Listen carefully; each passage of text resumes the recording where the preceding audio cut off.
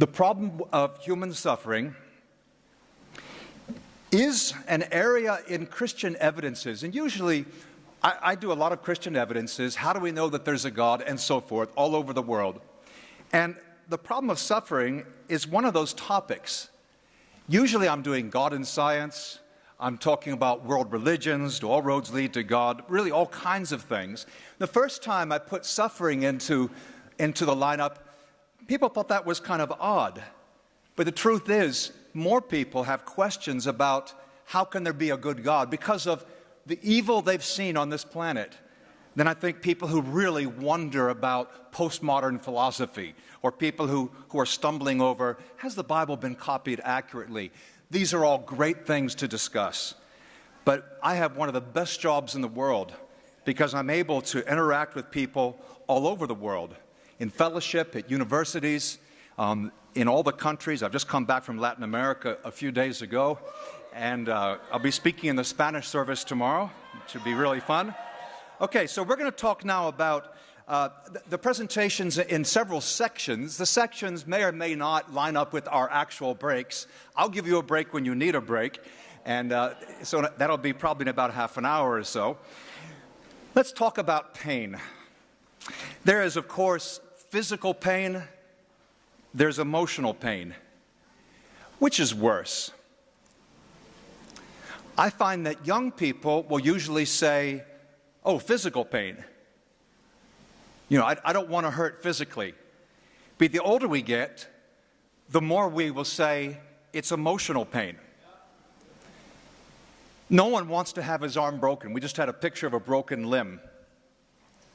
But if I said to you, and I see a friend sitting in the second row here, hey, Jim, come on up here and the ushers will break your arm, or your best friend will betray you,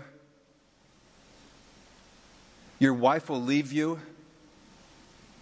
you'll be in a crisis of faith,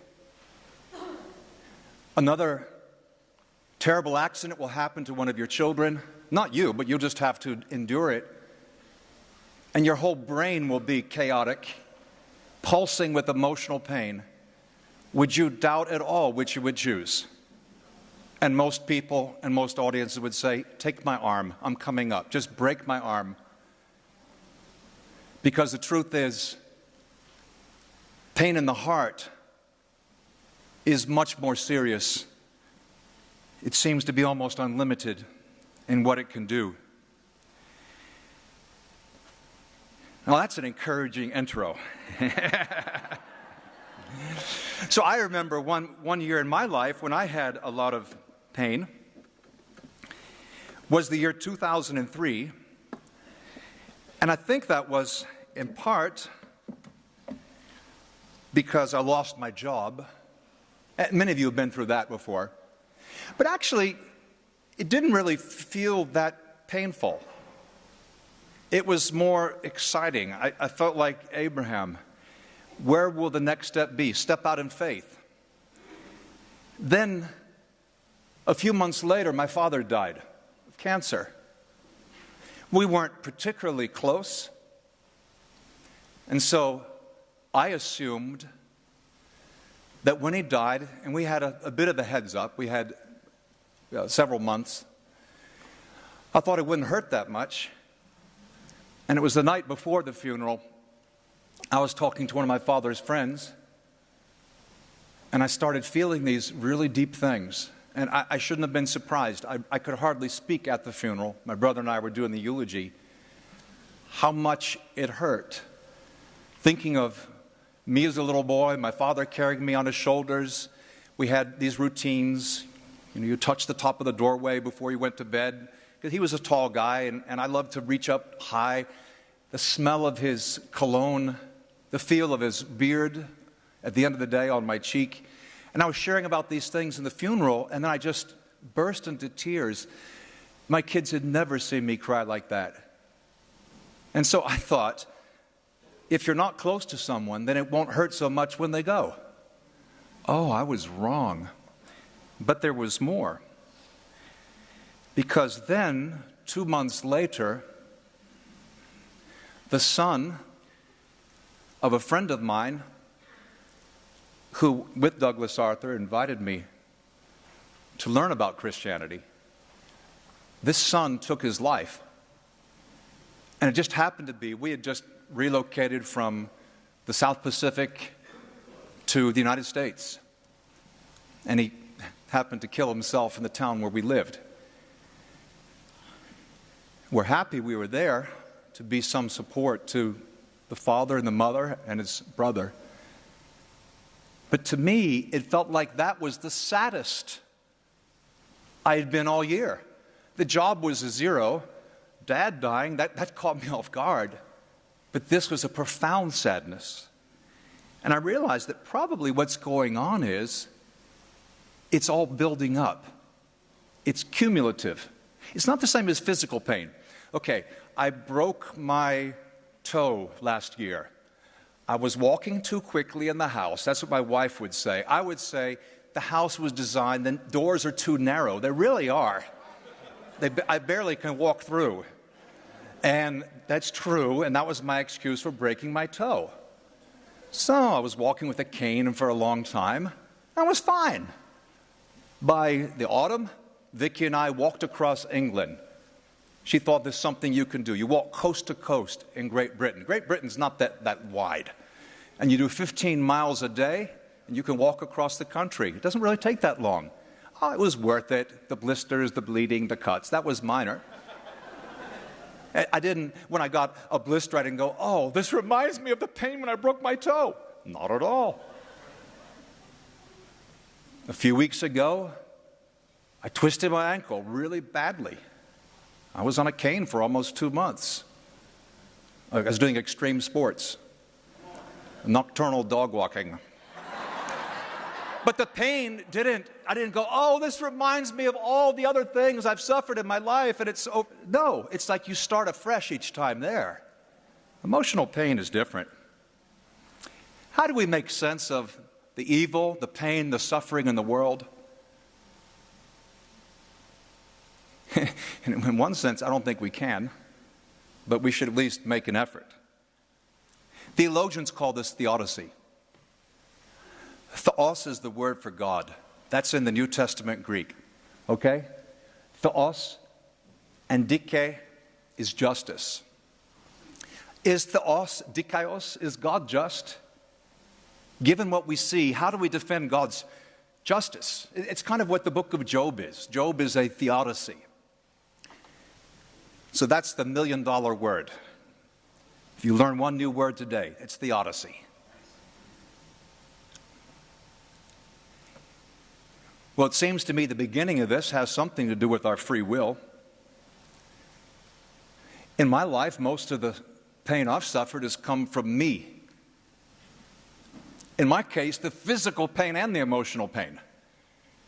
The relationships I've hurt, the things I've done to people I love. Who am I going to blame for that? Oh, well, my dad wasn't so warm and fuzzy. And his father wasn't close to him. Okay, yeah, I can blame it on my lineage. I can blame it on the previous generations. But come on. We have to own up for what we do to ourselves.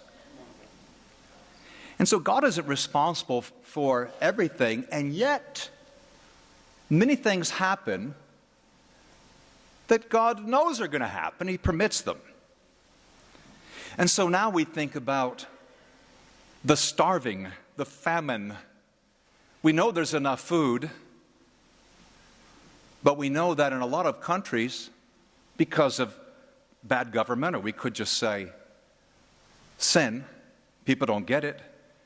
Then there's the trouble from other things like terrorism, destroying the environment. I mean, they're still having problems with the spill in the Gulf. I mean, who do you blame for that? Is that God? Is He responsible for what we do to ourselves chemically? If you smoke, I never smoked. When I was in the Boy Scouts, someone left half a pack of cigarettes out, and I, quote, smoked it. Like I lit them and I kind of breathed the smell of the smoke. I didn't smoke it. So I'm better than you, because some of you smoked. No, I'm not better than you. I just sinned in different ways. We all have a self-destructive tendency, don't we? Come on. You are your own worst enemy. One time I was in the chapel when I was at the seminary at Harvard, and I came across an old hymn, and I'd never forget those lines. Myself, arch traitor to myself. I am my worst enemy. What we do to ourselves, we have to own up to. We think of the power of ideas. See, if you say Marxism or Nazism, you may get a blank stare. Now, remind me who Marx was again? But if we talk about Hitler and World War II, if we talk about the Soviet Gulag and how between the two of them, more than 100 million people died last century, between Hitler and Stalin anyway, now we see the incredible power of ideas. These are things you're exposed to in high school, in college. You think about this. The incredible power that God allows us to have, for harm or for good. I remember when the Libyans shot down that Pan Am flight over Scotland. When I first moved to London, so we started the church in London. What an adventure. What a wonderful thing. And I hope some of you will think about that, getting out of the comfort zone and going somewhere. Where did I live? The first few days, I lived in a place called Tavistock Square. Later on, I lived in dormitories for 4 years. Well, on 7/7, most of you don't know what that is, right? If I said 9/11, you know, right? Well, they had their 7/7. This bus exploded. It was right where I lived. Remember the coordinated bomb attacks in Spain on the public transit system? Do you remember 9/11? Almost certainly, unless maybe you're in your early teens, but you know all about it either way. And so somehow I think we're moving from the abstract and the philosophical to the profoundly personal. The things that God has allowed to happen, like the prison camps of Auschwitz and Dachau, genocides without number. And skeptics will say, well, there cannot be a God. Sometimes these four atheists are called the four horsemen of the apocalypse. That's actually what they're called. Richard Dawkins is an Oxford professor and probably the best-known atheist in the world. Daniel Dennett, Sam Harris, and the late Christopher Hitchens. And they'll often say things like, there cannot be a God, because what kind of a God would permit this kind of stuff to happen? And actually, I think they're asking a really great question,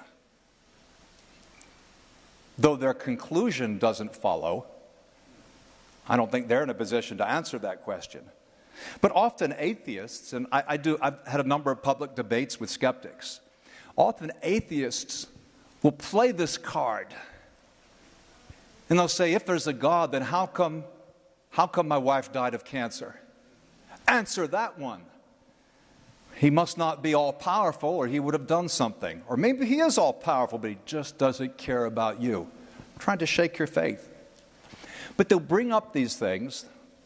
They'll make these points as though they are the objective, insightful ones, and believers have never really thought about it. They must be crazy. Believers have always struggled with this. Do you remember this passage in Genesis? God announces to Abraham that he's reached the end of his divine patience with Sodom and Gomorrah. They will be destroyed. Why would Abraham care? What was the sin of this place anyway?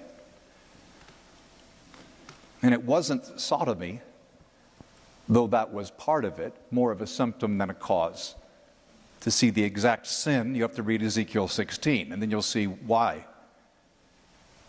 Abraham cares, certainly, in part because he had family there. Lot lived there. And Abraham pleads with God, Lord, if there are just 50 righteous people, are you going to destroy Sodom for 50 righteous people?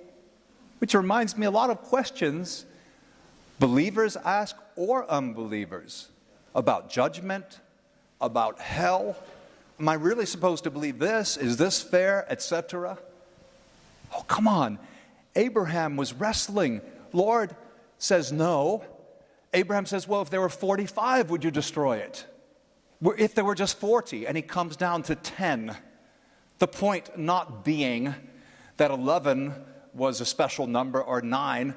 The point being not a certain numerical percentage that rationalizes God's act. No, the significance is that God is fair. And by expressing his doubt, Abraham comes to terms with God. He comes to a position of understanding and accepting, because really the judge of all the earth must do right. And truthfully, if the judge of all the earth isn't going to do right, we're in trouble. I flew in from Atlanta yesterday. It was an okay flight. I flew in from Mexico City a few days before, and that was cool because everyone was in a lighthearted mood. You know, everyone on the plane and the staff, that is, the captain and the crew. Everyone was joking, and that was fun.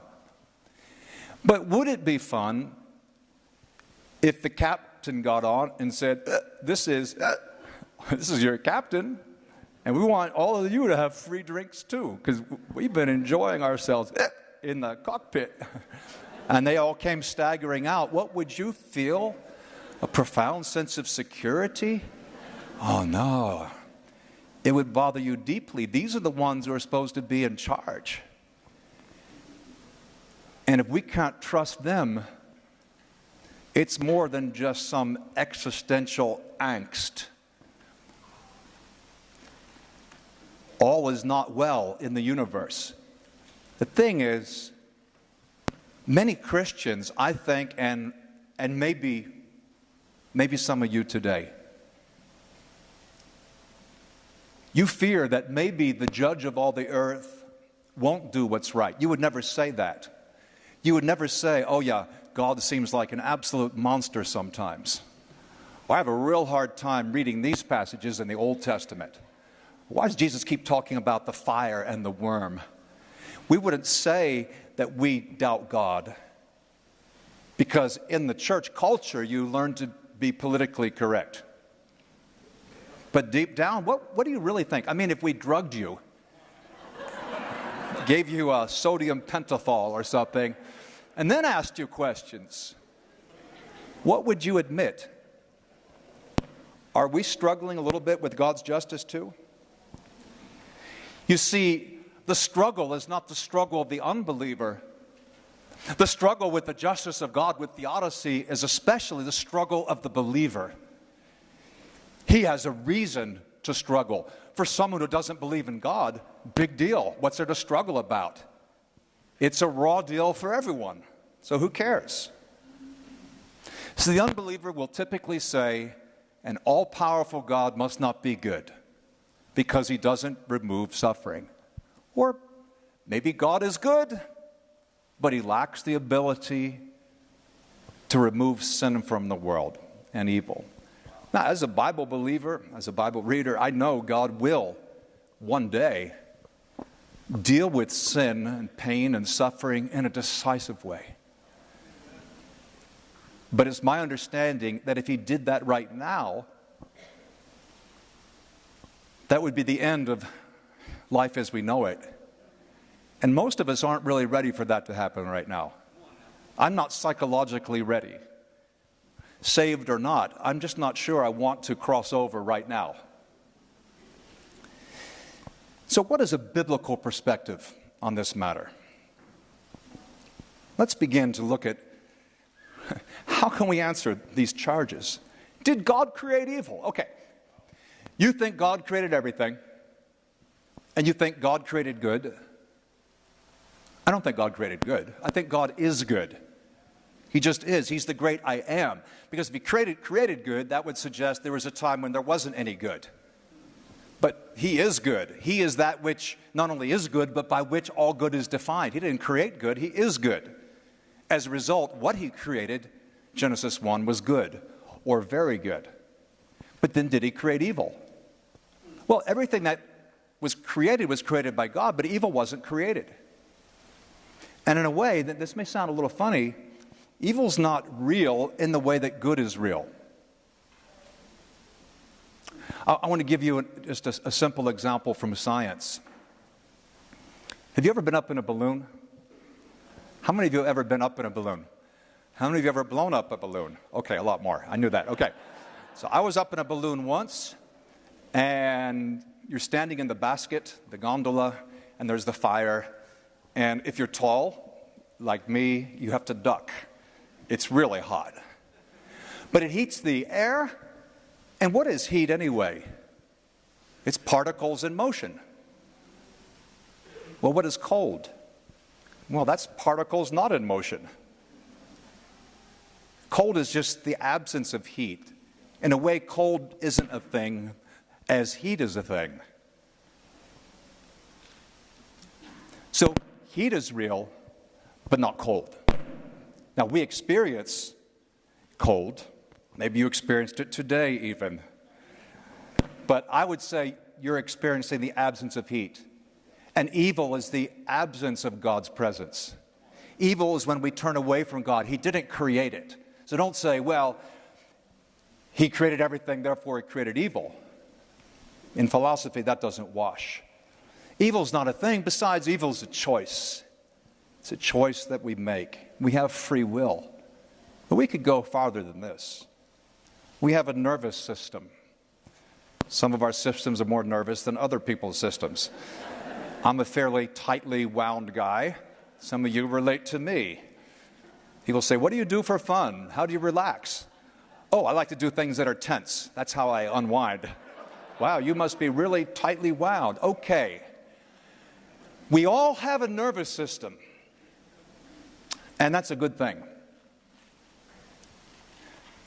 Without a nervous system, what would happen?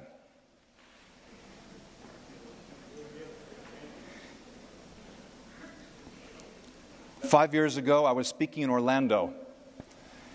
It was a very long stage. And I was finished, and people wanted to talk. And I was too lazy to walk from the center. It was about 30 or 40 feet to the stairs. I thought, I'll just jump. Not like, oh, then my fans will catch me. It wasn't that kind of thing. But it was about this high. And I jumped, and I didn't flex the right way. Okay, the truth is, I was just too old. And I landed hard on my heels. It was agony. What would happen if I jumped and felt no pain? Oh, cool. Next time I'd be jumping from the balcony. Pain gives us a signal, don't go there. It's not good. Leprosy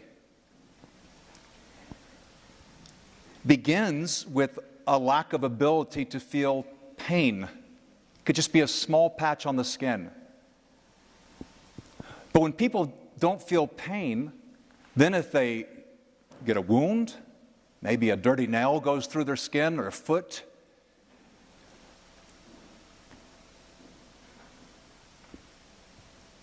it spreads.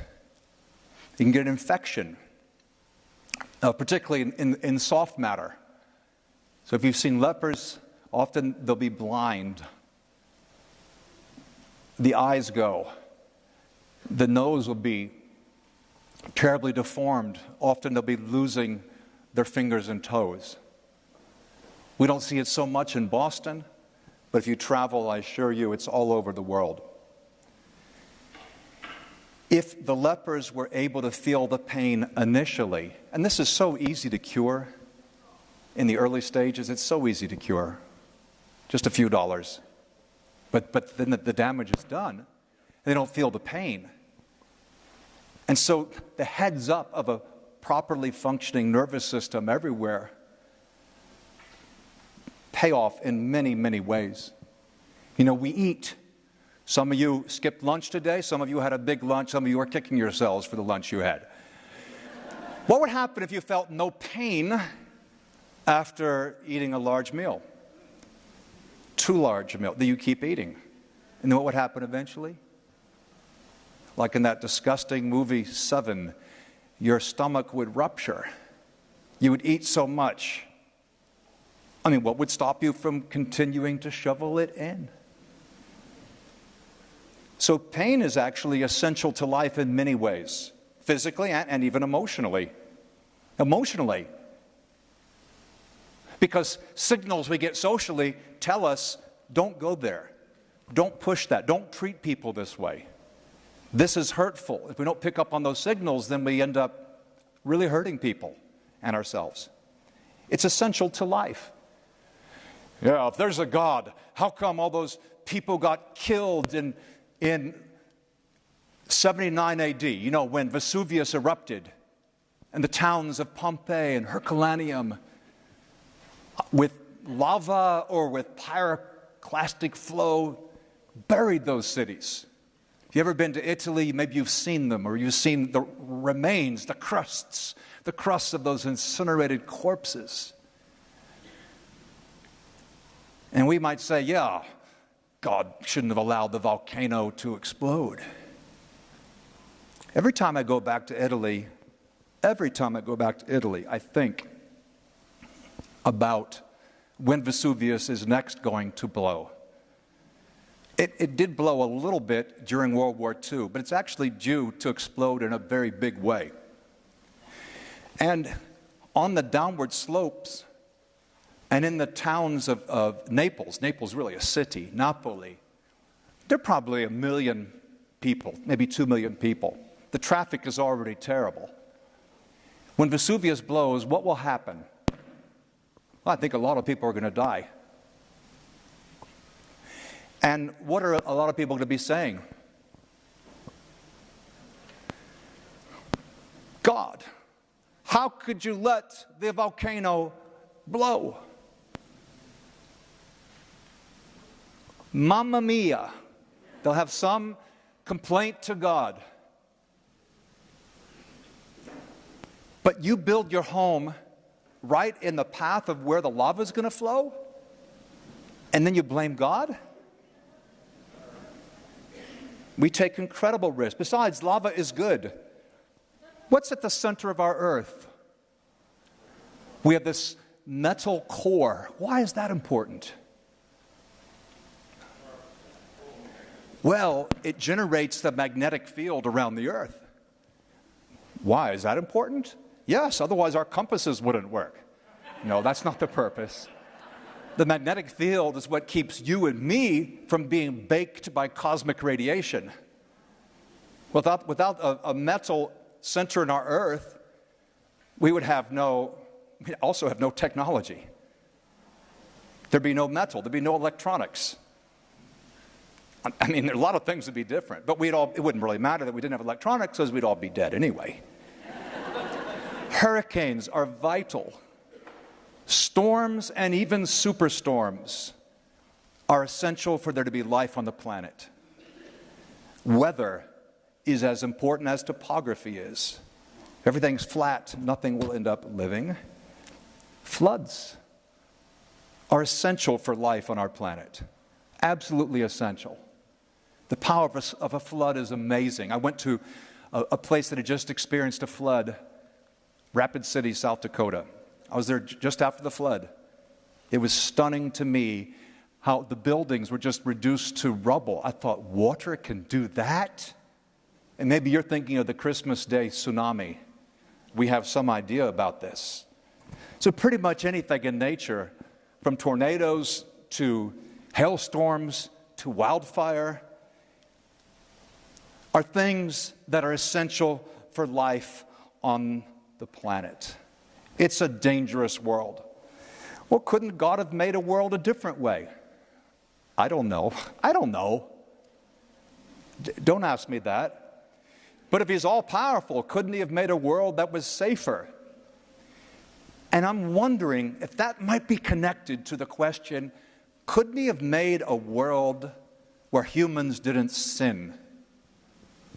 And I don't know. I suspect not. I suspect God couldn't do that. And not because he was too weak, but simply because it would be logically impossible to give someone free will. That's the essence of humanity. To give us free will, but then not permit us to use the free will. That's a logical contradiction. It doesn't even make sense. The world is ruled by natural law.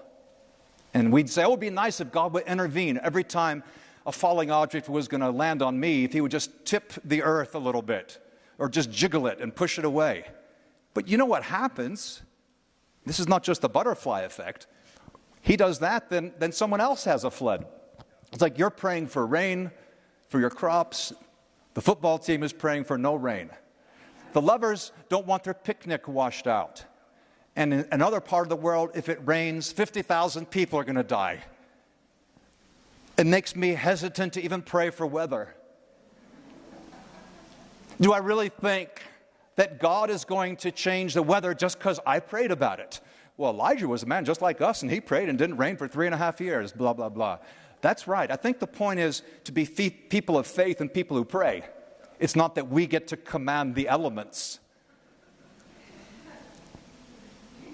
And then sometimes we even think that God will change the universe just to give me my parking space.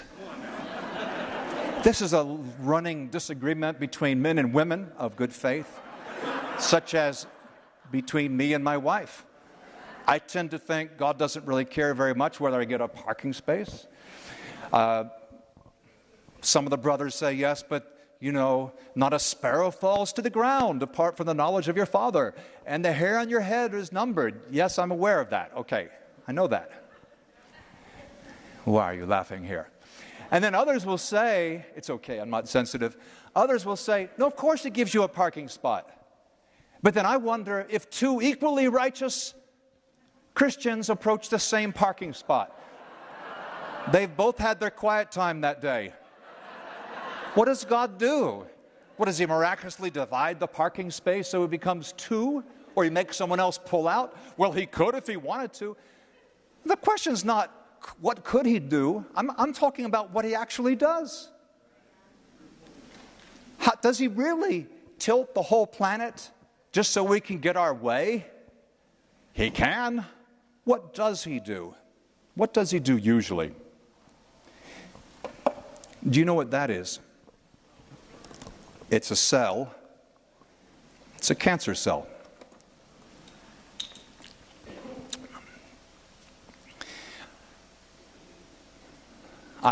We all know people who've struggled with cancer, and it may be us. Does God have the power to take away cancer, to heal people? Oh, I think he does it a lot. And not just for Christians who pray. There are things medicine cannot explain. They happen a lot. But what usually happens? Does God usually take away cancer if you've got cancer? I don't think so. The issue is not, can he? Of course he can. He's all-powerful. It's not, does he love us? He loves us. But his love may not include an agenda that removes our sickness. And I certainly don't think that, if you weren't healed, it was your lack of faith. So often cancer goes into remission or just seems to disappear entirely. Often, I say that only because about a third of the world gets cancer at some point. And so it probably happens millions of times. But most of the time, like billions of times, God seems to do nothing at all. It's a dangerous world. But Douglas, what about the cancer? What about the birth defects? It's a dangerous world. Biology like physics, has a certain element of the random. When cells divide, sometimes there are mistakes. God never makes mistakes. I'm not talking about God now. I'm talking about the system that he has allowed to exist. Cells divide, and there can be small copying errors, sometimes big ones. And this leads to birth defects, or it may cause cancer at some point. That just seems to be part of biology. And so, though theoretically he could get rid of it, he normally doesn't. That's the kind of world we live in. And yet it's a world that I believe gives opportunities for character. I'm reading a book right now about Dr. Paul Farmer in Haiti. This little boy has a cap. He's from Haiti. Maybe some of you have been there. They had that incredible earthquake. The sad thing is, I don't think they're that much poorer now after the quake than they were before. But when we see people in Haiti smiling and having a life, there's something that's very powerful about that. And for us in the Western culture, it's very shaming. And I'm not saying, it's good that they're poor. Not at all. But it's inspiring when you see the underdog persevere. A couple Sundays back, I watched a football game. One team looked like they were getting killed, and they came back almost all the way. I don't know what year it is while you're watching this video, so I'm not, maybe it's irrelevant. I'm thinking of the people watching it on film. But the underdog who comes back, now that's inspiring. People we respect. Think of Nelson Mandela spending 26, 27 years in prison. Or people who fought against injustice. Gandhi, King, Teresa. There's something beautiful about that. Not to justify the injustice, but I think it's something like the good pain that comes in sports. You exercise, your team plays, and you're beat. Maybe you're even bruised, but that could be good. The most punishing tennis game I ever watched was just a few years ago. 6-4, 3-6, 6-7, 7-6 in the match. And the fifth set, the tiebreaker, 70-68. Now, if you don't know anything about tennis, you'd say, big deal. Ask someone who does. This single set just went on for a couple days. Agony. Pain. The worst injury I ever got was from a football team I started when I lived in England. That was me back then, right there. And our team, we had people from all over the world, from Scotland and Taiwan, Hong Kong, Papua New Guinea, Sierra Leone, New Zealand. We had a blast. And I don't regret the pain and all those football matches we played, but the worst injury I ever got was then. But if you're athletic, it's kind of a good pain. So we don't all reject pain because it can lead to our forming character. Before our first break, let me just share one more thing, and I'll give you a chance to stretch your mind. So I think our perspective changes with age. Suffering is part of life. This is a picture that I know Douglas Arthur will remember and appreciate. We started the church in London in the summer of 1982. A few weeks later, one of the sisters reached out to an old man. I want to say he was old. I'm not being ageist. I mean, he was old. He was in his late 80s. And he walked kind of like this. And he was Jewish, lived in a senior's home. And the sister thought, I'll invite him anyway.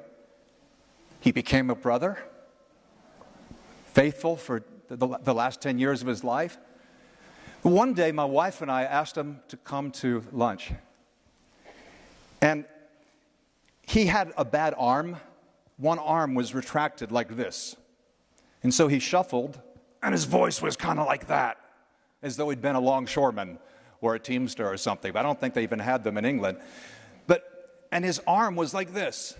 And I worked up the nerve. I said, Daniel, what happened to your arm? Can I ask you?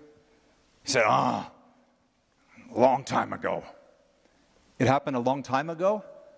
Long time ago. What, was it at work? Yeah, it was at work. Well, how old were you? I was young. You were a young man? Yeah. How young were you? 50.